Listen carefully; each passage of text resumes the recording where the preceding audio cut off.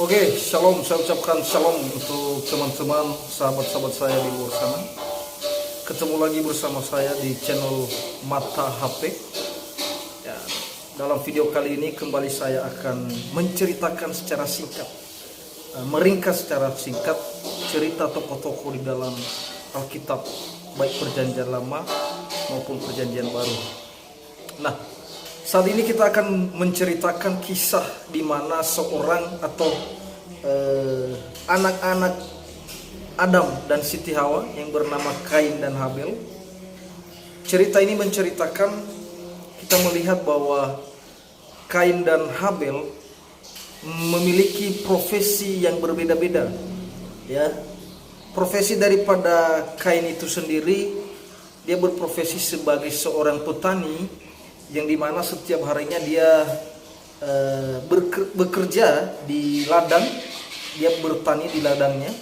Sementara profesi daripada Habel sendiri dia berprofesi sebagai penggembala domba, ya, dimana kesehariannya pada waktu itu dia sering setiap hari menggembalai domba-dombanya.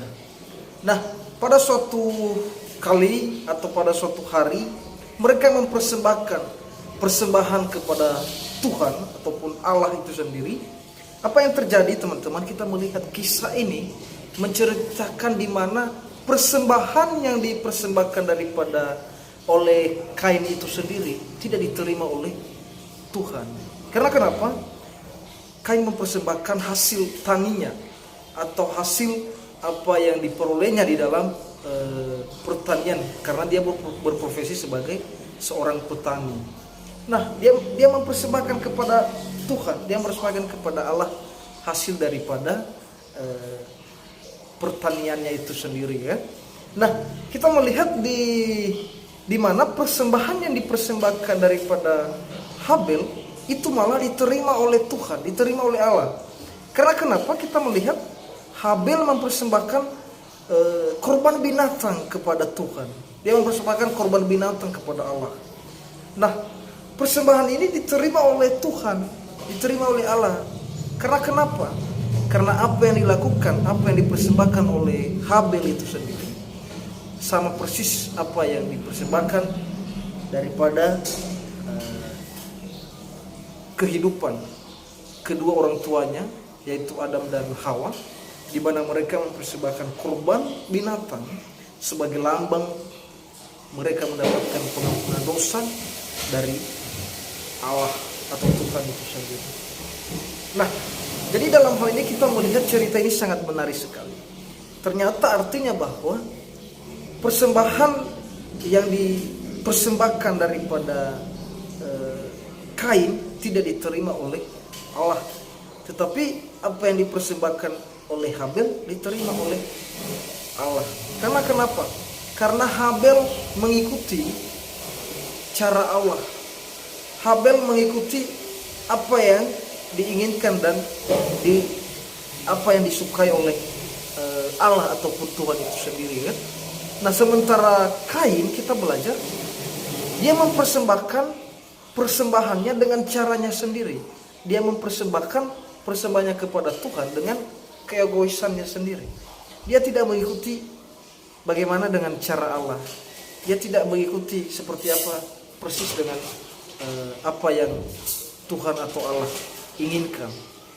Nah, jadi itulah alasan kenapa persembahan daripada Kain tidak diterima Allah, tetapi persembahan Habel yang diterima oleh Allah ataupun itu Tuhan itu sendiri.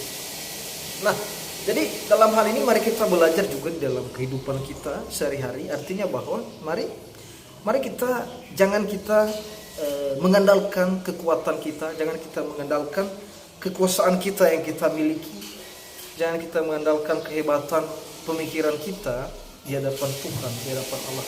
Mari kita sama-sama belajar dari peristiwa ini, karena Kain persembahannya tidak diterima oleh Tuhan karena dia terlalu egois, terlalu mengandalkan kemauannya sendiri. Nah, jadi mari kita belajar sebagaimana Habel yang mempersembahkan, yang mengikuti persembahan dengan cara Allah ya, dia memberikan persembahan sesuai dengan apa yang Tuhan atau Allah itu mau atau Allah itu tetapkan, seperti yang dilakukan oleh kedua orang tuanya, yaitu Adam dan Hawa. Nah, kita melihat dari peristiwa itu, karena persembahan Kain tidak diterima oleh Tuhan, sementara persembahan Habil yang diterima Tuhan, maka apa yang terjadi? Terjadilah yang namanya iri hati, terjadi yang namanya dengki. Sehingga kita melihat, teman-teman, maka apa yang terjadi? Kain itu membunuh Habel sehingga Habil mati. Ya, tapi kita di sini melihat, kita belajar walaupun Habel sudah mati secara jasmani, tetapi dia yakin, kita percaya bahwa dia bersama-sama dengan Tuhan di surga. Ya, jadi semoga video ini dapat memberikan kita wawasan kembali. Oke, God bless you.